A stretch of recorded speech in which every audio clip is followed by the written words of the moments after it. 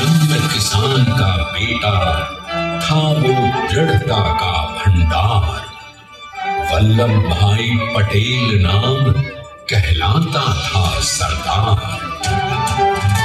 कृषक कार्मिक जनगण से था उसको प्यार अपार। अखिल देश ने उसे रहनुमा किया था स्वीकार। गांधी बापू का शिष्य, सत्य अहिंसा का अवतार, किंतु एक भारत करने को धर लेता हथियार। लौह पुरुष संबोधन था वो लोहे की दीवार। तेज पुंज तुम, शक्तिपीठ तुम, बल का सागर अपरंपार। ऋणी देश का नम्र नमन तुम स्वीकारो सरदार।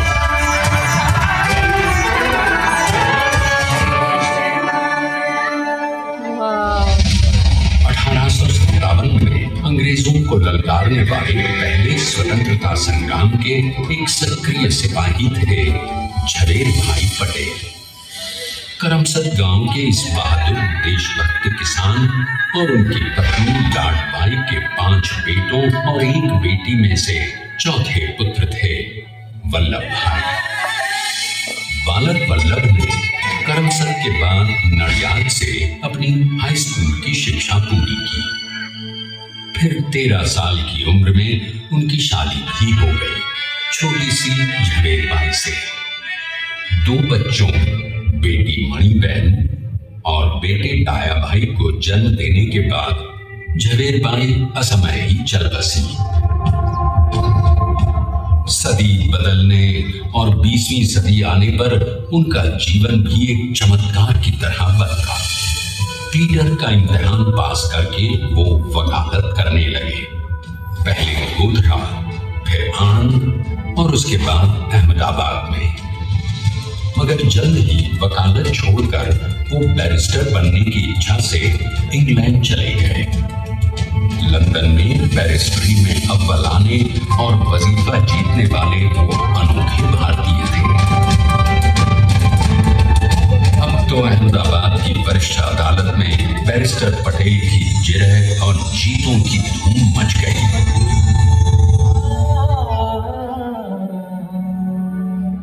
तभी एक युग पुरुष ने वल्लभ भाई के जीवन की धारा ही बदल दी। दक्षिण अफ्रीका में सत्याग्रह के अहिंसक अस्त्र से गोरे शासकों को सबक सिखाकर भारत वापस आए बैरिस्टर मोहनदास करमचंद गांधी से मिलकर वल्लभ भाई ने अपने कुछ वर्षों से सीखे विदेशी व्यवहार और संस्कार हमेशा के लिए त्याग दिए और अब वो अपने खेड़ा के किसानों को हक दिलाने के लिए बापू के साथ आंदोलन में कूद पड़े। अब उनके पैरों में जूते नहीं, गांवों की धूल थी। हृदय में भारत भूमि की शस्य श्यामला धरती। मन में थे गांधी और मस्तिष्क में एक नए स्वतंत्र भारत का सपना।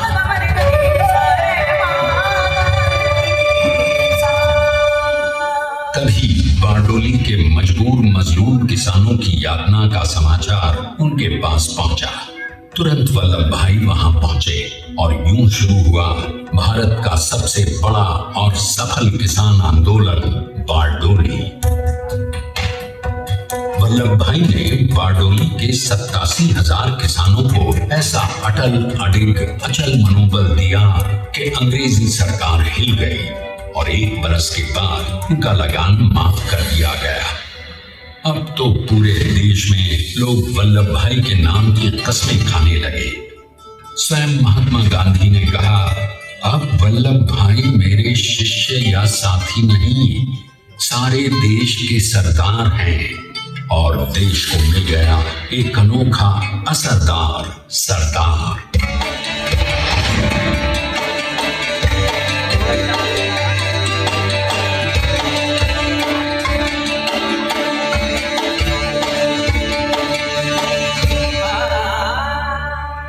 सरदार पटेल के नाम और देशभक्ति से अंग्रेज डर कर कांपने लगे। 1930 के नमक सत्याग्रह और दांडी कूच में वो बापू से भी पहले गिरफ्तार किए गए। तो सन 1932 में फिर उन्हें बापू के साथ ही जेल में 2 सालों के लिए डाल दिया गया। मगर आजादी के दीवानों को, स्वतंत्रता के परवानों को कौन गिरफ्तार कर पाया है? जेल से छूटते ही सरदार को कांग्रेस के नए राष्ट्राध्यक्ष पद पर चुना गया और उनकी सरपरस्ती में राष्ट्रवादी भारतीयों ने तमाम ब्रिटिश सूबों में जीत हासिल कर वहां अपनी स्थानिक सरकारें बनाई। किंतु सरदार का सपना केवल सरकार बनाना नहीं था। उनका स्वप्न तो था एक ऐसे नए भारत का जहां हर रंग, हर रूप, हर जात, मजहब, तबके का हिंदुस्तानी एक साथ मिलकर एक ऐसा नया भारत बना सके जहां पूर्ण स्वराज के साथ सारे समाज को गरीबी, अशिक्षा, छुआछूत से भी आजादी मिल जाए। इसकी पहली रणनीति थी भारत को अंग्रेजों की गुलामी से आजादी, ताकि भारत के लोगों की अपनी सरकार सबके साथ और सबके विकास के लिए काम कर सके। बापू की अगुवाई में अब देश ने अंग्रेजों को अंतिम चेतावनी दे दी, करेंगे या मरेंगे, क्विट इंडिया, अंग्रेजों भारत छोड़ो। बस फिर क्या था, संघर्ष की रणभेरी बची। 3 सालों के लिए सरदार पटेल को भी सत्याग्रही नेताओं के साथ जेल में ठूंस दिया गया। 2 सालों के बाद अंग्रेजों को बापू के सभी शिष्यों और साथियों को छोड़ना पड़ा।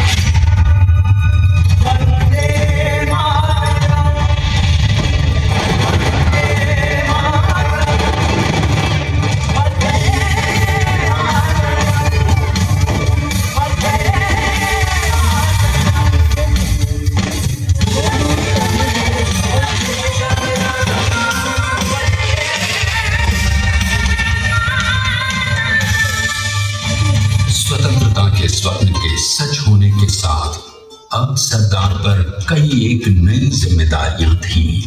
आने वाली आजादी की तैयारी और एक नए भारत के लिए नए लोकतांत्रिक संविधान की संरचना। जैसा उनके साथियों ने खुद कहा था, सरदार ने ही 6 हथौड़ी लेकर एक नए भारत को उकेरा है।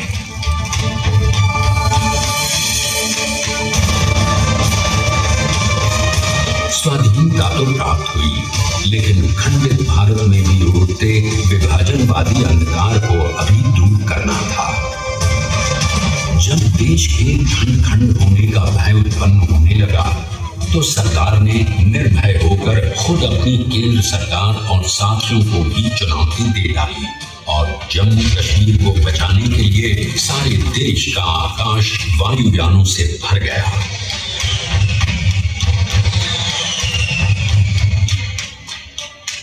और फिर हैदराबाद और जूनागढ़ के भारत में विलयीकरण को पाकिस्तान से चुनौती मिली। सरदार चाहते थे कि देश की 1 इंच धरती अब और विभाजित नहीं होनी चाहिए। नए भारत को एक करने के लिए समझा बुझाकर, मनाकर 565 रियासतों को सरदार ने अपनी सूझबूझ, सदाशयता, संबल से एक नए स्वतंत्र भारत का अभिन्न अंग बना लिया। हमारे इतिहास में अखंड भारत के पुरुषार्थ का ये एक महानतम अध्याय है। जैसा उन्होंने स्वयं कहा था, हमें नए धागों को पुराने ताने बाने में ऐसे पिरोना है कि एक दूसरे में गुंथ जाए और बेहतरीन बनावट वाला एक नया भारत उभर कर सामने आ सके। अंततः अपने वज्र दृढ़ संकल्प से एक नया विराट विशाल एक भारत श्रेष्ठ भारत बनाकर दिखा ही दिया सरदार ने। संसार के सबसे बड़े प्रजातंत्र के शिल्पी को प्रणाम करने के लिए देश ने बनाया है ये समर्थ स्मारक। स्वाधीन भारत को समर्थ भारत में बदलने वाले सरदार पटेल को समर्पित प्रेरणा तीर्थ भी है। प्रधानमंत्री श्री नरेंद्र मोदी के नेतृत्व में बनी विश्व की इस विशालतम प्रतिमा के सामने आकर सारी दुनिया जैसे स्वयं भी नतमस्तक हो जाती है।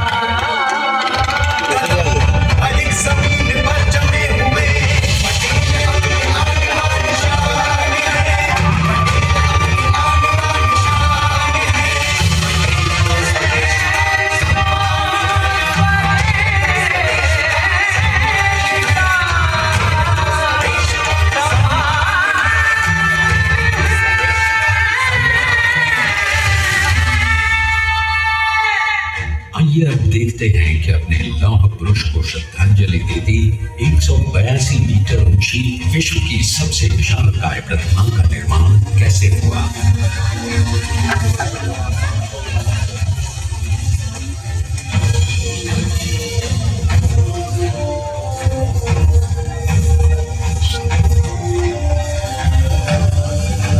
गगनचुंबी इस अद्वितीय अभूतपूर्व प्रतिमा को बनाने के लिए सबसे पहले नदी पर 4500 क्यूबिक मीटर का राफ्ट बना और फिर सीधा 600 फीट का कंक्रीट का कोर बनाया गया।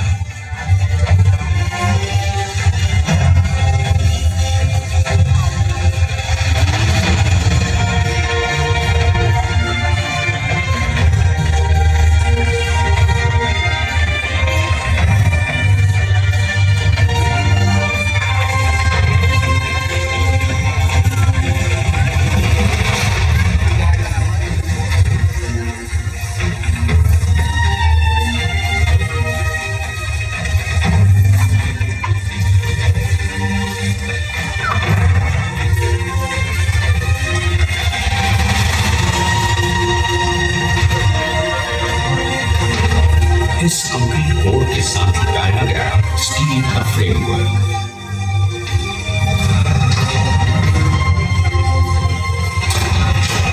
और इस फ्रेमिंग पर 6500 ब्रॉन्ज के पीसेस लगाए गए।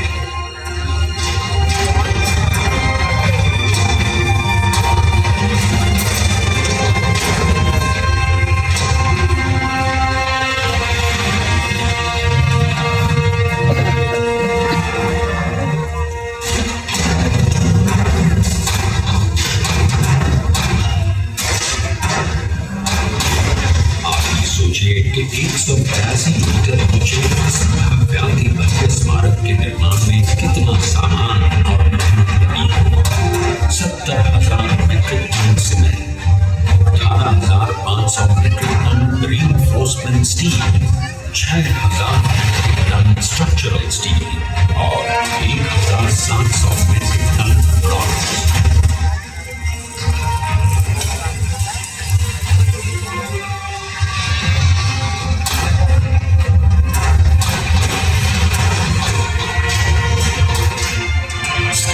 यूनिटी आज एक वर्ल्ड आइकॉन है और इसे मुमकिन बनाने में एक सेकंड भी ब्रेक लिए बिना देश भर की टीम्स ने 24/7 काम किया।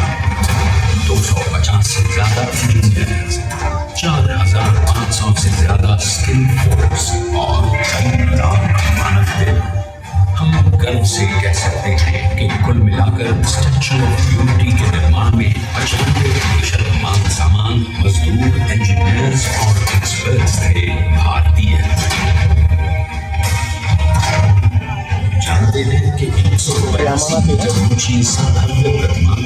बनने में कितना समय लगा?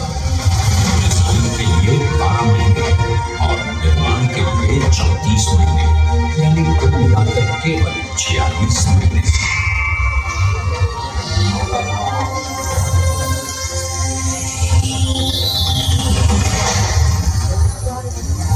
और इसी तरह बनी देश के शिल्पकार की एक अनोखी अद्वितीय विशाल प्रतिमा, जो सिर्फ आज ही नहीं बल्कि आने वाले न जाने कितने सालों तक यूं ही चमचमाती रहेगी।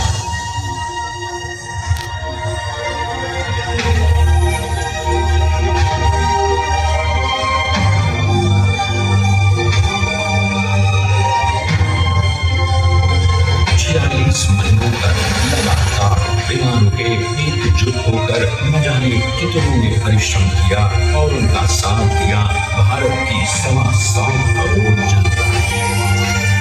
और तभी मुमकिन हो पाया एक ऐतिहासिक निर्माण जो आज कहलाता है भारत की नई पहचान, स्टैच्यू ऑफ यूनिटी, विश्व की सबसे ऊंची प्रतिमा।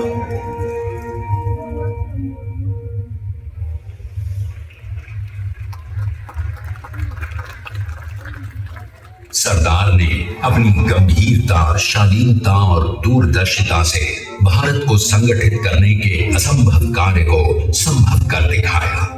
आइए आज हम सब उन्हीं की महिमा में विश्व के सामने एक उदाहरण रखें, क्योंकि ये ही भारत को श्रेष्ठता के मार्ग पर ले जाएगा। हमारा कर्तव्य है, हमें निश्चय कर देना चाहिए कि हमें हिंदुस्तान में जितने लोग हैं सबको मिल के भाई भाई की तरह रहना है।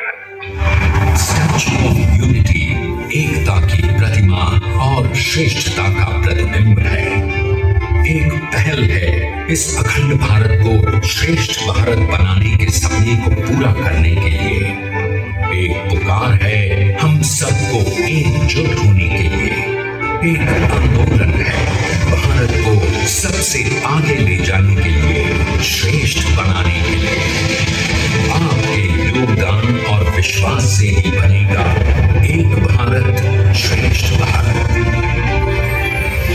एकता का भारत है, एकता का संदेश है कि भाषा में भाव एक, राज्य अनेक, राष्ट्र एक, पंथ अनेक, लक्ष्य एक, बोली अनेक, स्वर एक, रंग अनेक, तिरंगा एक, समाज अनेक, भारत एक, रिवाज अनेक, संस्कार एक, योजना अनेक, मकसद एक, कार्य अनेक, संकल्प एक, राह अनेक, मंजिल एक, पहनावा अनेक, सीधा एक, चेहरे अनेक, मुस्कान एक।